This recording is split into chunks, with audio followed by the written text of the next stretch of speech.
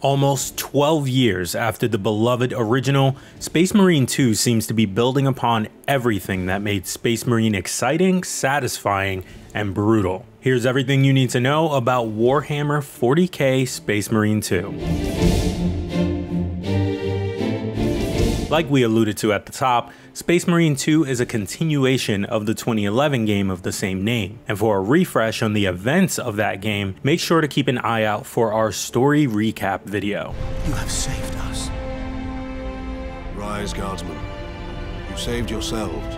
The sequel takes place in the grimdark sci-fi universe of Warhammer 40,000, over 200 years after the events of the original game, and it sees the return of the first game's protagonist, Lieutenant Titus. This time around, instead of mainly slaughtering orcs and chaos, Titus will be helping the Imperium in a war against the Tyranid invasion that has taken over the planet of Kadaku, a jungle world infested with muddy forests and swamps. Don't worry though, you'll still get a chance to crush some chaos here too as you take the fight to the enigmatic Thousand Suns.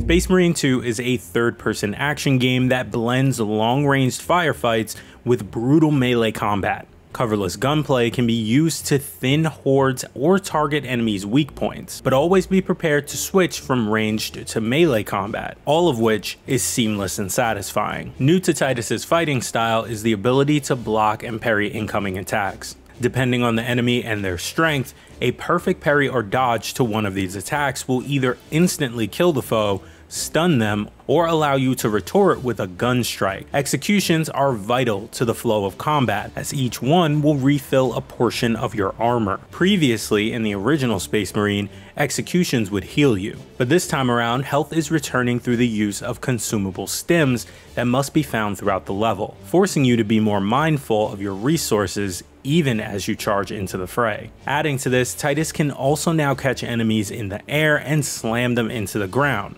Or, if you have the chainsword equipped, slice those enemies into two. During melee combat, you are now able to lock onto the larger enemies like Tyranid warriors, allowing you to focus your attacks and movements on the biggest threat instead of getting bogged down in the chaff. These enemies will also engage you much more intelligently, blocking your attacks or adding their own unblockable combos into the fray. This causes you to more carefully consider your next swing or back off a few feet to empty a magazine of bolt rounds into them. Some of the ranged weapons you can expect to see in Space Marine 2 include the bolter, the auto bolt rifle, the bolt carbine, the melt-a-gun, the heavy bolter, and the plasma incinerator. Melee consists of the combat knife and the chainsword, as well as the enormous thunderhammer, power fist, and more. There's also a jetpack in this game, and who doesn't love jetpacks? The campaign is playable solo or with 3-player co-op. When playing solo, the other roles are filled by AI,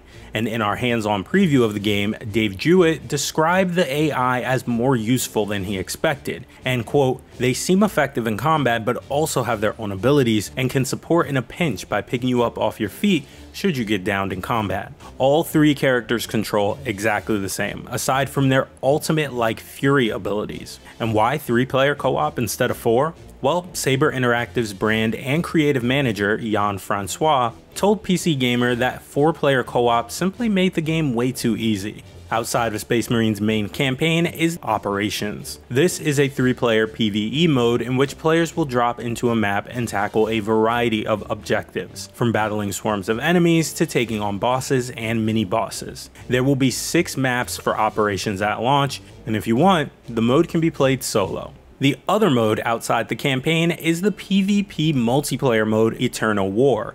This mode features 6v6 battles across 3 different match types, pitting loyalist Space Marine chapters against the forces of the Chaos Traitor Legions. Annihilation is basically a team deathmatch. Seize Ground has teams working to capture 3 different points on the map, similar to Call of Duty's Domination mode. Then there's Capture and Control, Space Marine 2's take on the classic King of the Hill mode. At launch, there will be 6 playable classes, all with their own arsenal of weapons and unique perks. This includes Assault, Tactical, Heavy, Vanguard, Bulwark, and Sniper. Whether you're playing the campaign, Operations, or Eternal War, you'll be making the decision and deploying out to the battlefield via the Battle Barge. This hub features the Armoring Hall that lets you customize your weapons, armor, and equipment.